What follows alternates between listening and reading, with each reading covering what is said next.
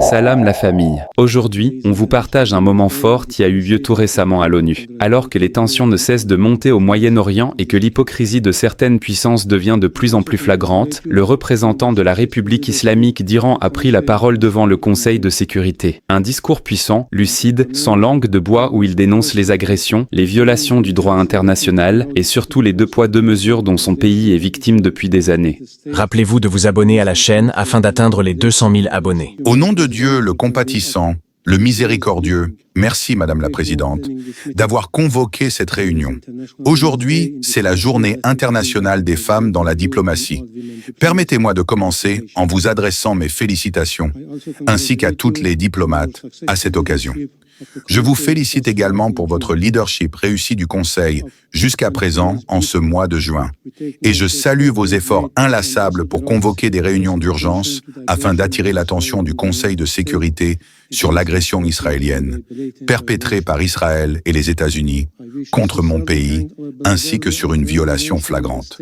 Je tiens à remercier sincèrement notre nation sœur et amie, l'État du Qatar, pour ses efforts sincères et diplomatiques visant à mettre fin à l'agression israélienne, établir un cessez-le-feu et empêcher une nouvelle escalade des tensions régionales qui menacent la paix et la stabilité dans la région. Nous remercions la secrétaire générale adjointe, Madame Di Carlo, pour son exposé. Nous prenons note du rapport du secrétaire général. Nous faisons écho à l'appel du secrétaire général en faveur d'une solution diplomatique, tel qu'il l'a exprimé dans son rapport, ainsi qu'à l'intervention de la secrétaire générale adjointe dans son exposé d'aujourd'hui. Nous saluons la Slovénie en tant que facilitateur de la résolution 2231 et remercions l'ambassadeur de Djibouti et son équipe pour la préparation du rapport et de l'exposé d'aujourd'hui. Nous prenons note de la déclaration faite par l'ambassadeur Lambrinidis, chef de la délégation de l'Union européenne en sa qualité de coordonnateur du JCPOA. Madame la Présidente, avant tout, je souhaite exprimer mon forte objection à la participation de la délégation du régime israélien à cette réunion. Sur le plan juridique et procédural, Israël n'a aucune légitimité pour participer à cette réunion. Ce régime n'a aucun lien avec l'ordre du jour de la réunion, ni avec la résolution 2231 ou le JCPOA. Les participants au JCPOA, tels que mentionnés dans la résolution 2231, sont clairement définis et la pratique du Conseil en matière de réunion tenue dans le cadre de ce point de l'ordre du jour a toujours été limitée aux participants du JCPOA. Madame la Présidente, cette réunion constitue le dernier exposé du Conseil de sécurité sur la résolution 2231 avant son expiration en octobre 2025. Dans ce contexte, je souhaite faire les observations suivantes.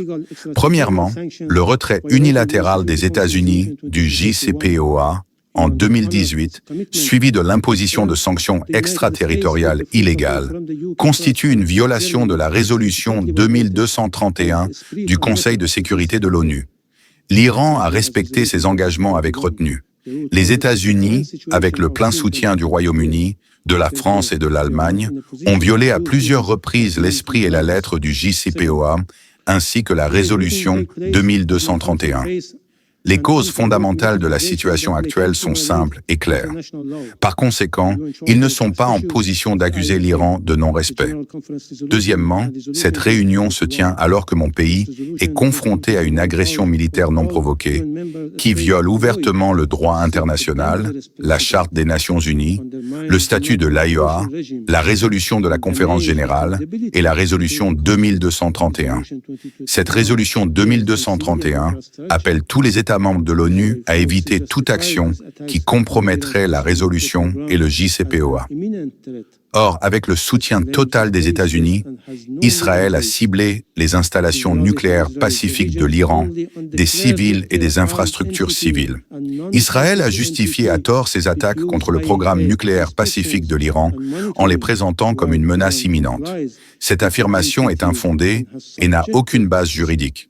En réalité, Israël, seule entité de la région détenant l'arme nucléaire sans l'avoir déclarée et non partie au TNP, a refusé les inspections et la surveillance de l'AIEA, alors que l'Iran respecte le TNP et soumet son programme nucléaire au contrôle le plus rigoureux de l'AIEA.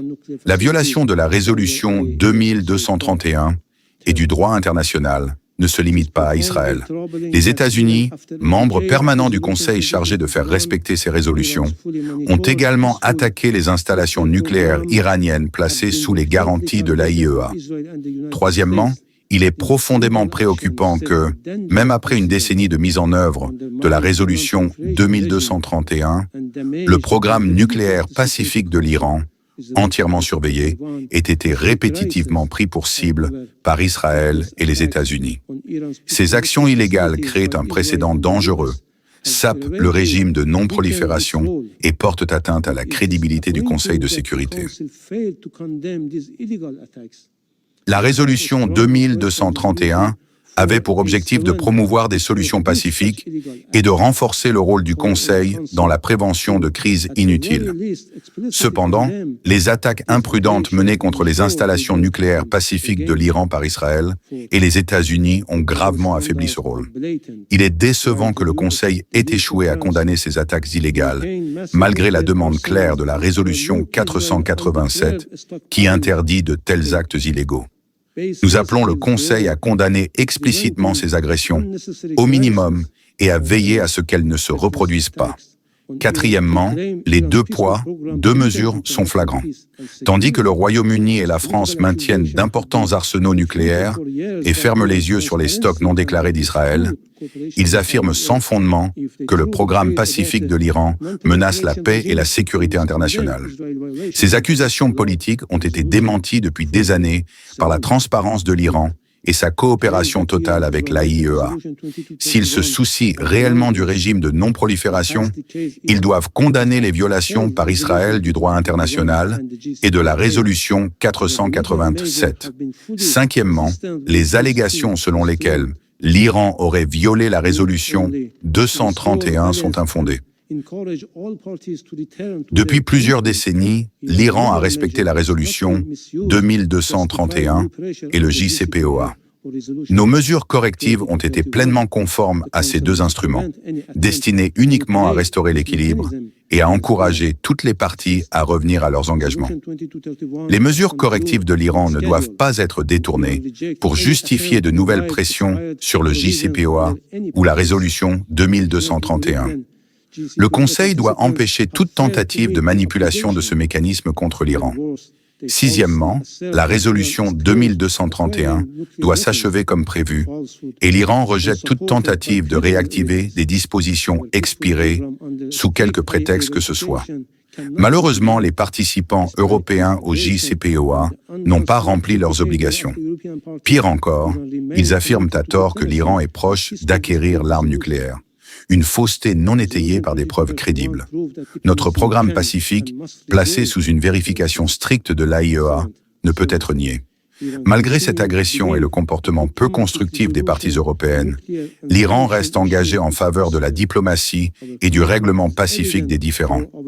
La résolution 2231 démontre que la diplomatie peut et doit résoudre les différends. Septièmement, l'Iran continue de croire qu'une résolution diplomatique des questions nucléaires et des sanctions est possible. Notre engagement est visible à travers notre pleine mise en œuvre du JCPOA et de la résolution 2231. Mais si les autres parties souhaitent réellement une résolution, elles doivent respecter les droits de l'Iran et cesser de saper la diplomatie. Huitièmement, l'Iran n'a jamais initié cette guerre. Une fois que l'agresseur a attaqué l'Iran, la réponse militaire légitime est également un droit. Néanmoins, l'Iran ne fermera pas les yeux sur la duplicité et les 2 poids, 2 mesures. Nos braves forces armées restent pleinement préparées à répondre à toute nouvelle menace ou violation. Enfin, pour conclure, Madame la Présidente, nous sommes aujourd'hui plus proches que jamais de la diplomatie.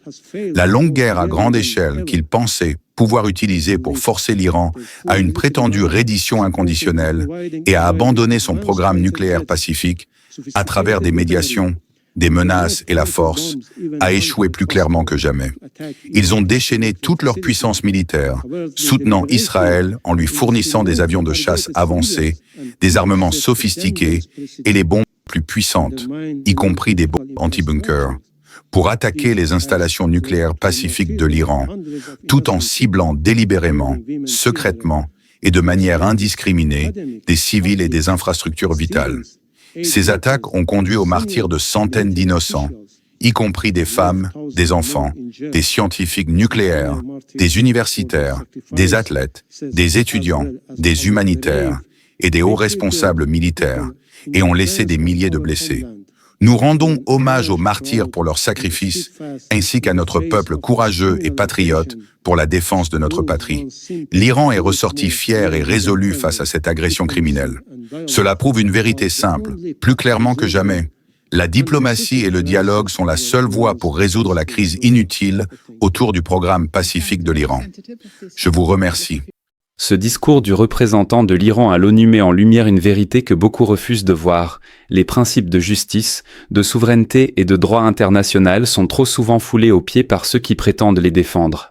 Malgré les attaques, les sanctions et les pressions, l'Iran affirme avec fermeté son engagement pour la diplomatie et la paix. Il rappelle au monde que la force ne pourra jamais remplacer le dialogue et que les peuples qui résistent à l'injustice ne se soumettront jamais aux diktats des puissants. En fin de compte, ce n'est pas seulement l'Iran qui parle, c'est la voix de tous ceux qui refusent l'hypocrisie, les deux poids deux mesures et les guerres d'agression menées au nom de la paix.